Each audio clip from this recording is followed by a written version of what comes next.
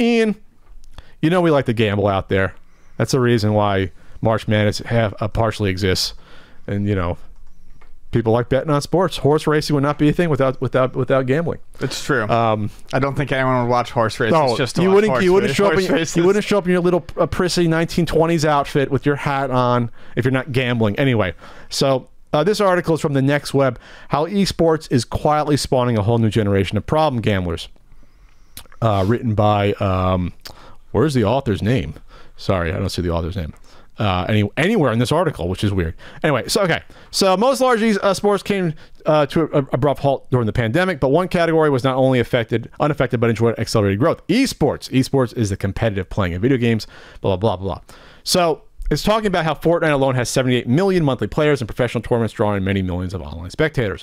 League of Legends World Championships attracted over 100 million viewers in 2019, with a peak of 44 million on top of that. In comparison, Wimbledon's men's final in 2019 peaked at around 9 million viewers. That's it? Wow. Wimbledon only did 9 million? Wow, that's kind of low. It's like the most famous tennis tournament in the world. So the average age, they said, for esports is about 26. That's the average, which means that you're going to have some 40-year-olds like Old Man Pat, but you're also going to have some 12-year-olds to balance it out, and 10-year-olds there. I would love to see the median on here. Median's not the same as mean or average. Won't get into why, but look at that. All right, so you can bet on this stuff. Some bookmakers, you can bet on esports.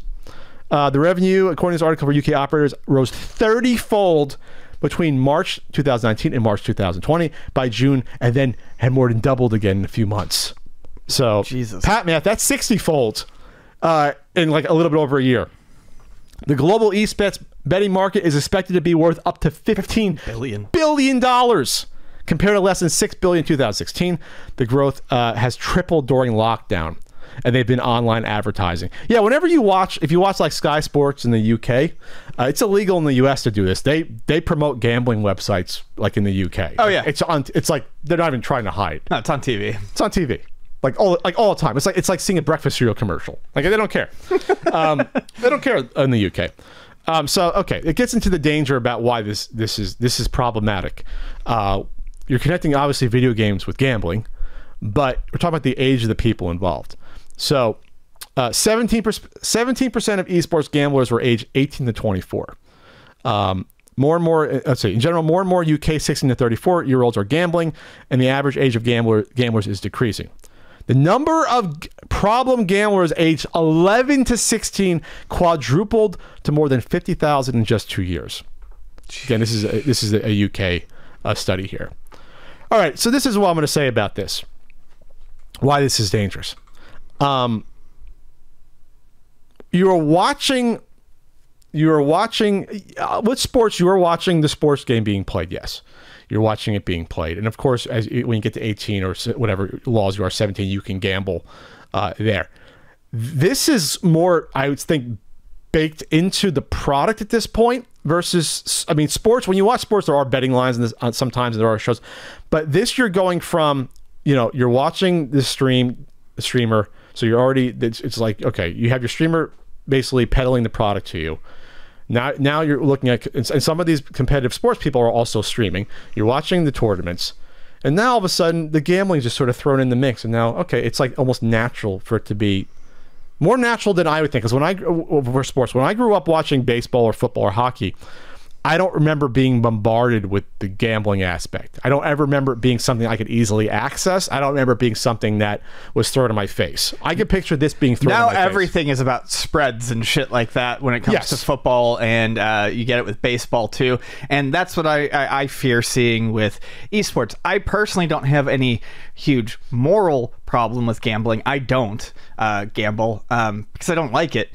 But obviously it becomes something that is extremely addictive, and I would not want to see video games and gambling suddenly become hand in hand. I would not want to turn on an esports competition and have to worry about and deal with people talking about fucking spreads and margins and shit like that. Well, I mean, unfortunately now with like loot crates, gambling is baked into a lot of these game experiences, especially with some of these competitive games. Like look at CSGO and the Call of Duty stuff with the loot box, like it's baked into some of this stuff already. So you're already you're primed already. So now let's add straight money gambling into it, and you're ready to go.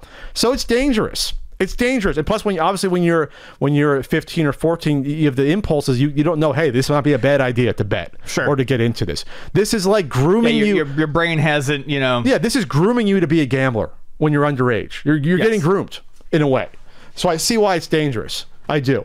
And there already have been at least 2 or 3 that I saw where people have thrown matches competitively for gambling. Like, it's happened already. Yeah. And this is still fairly young, esports as a whole thing in the modern age here. So yeah, it's dangerous. I don't know how they're going to address this. Obviously, you put minimum ages of gambling on websites.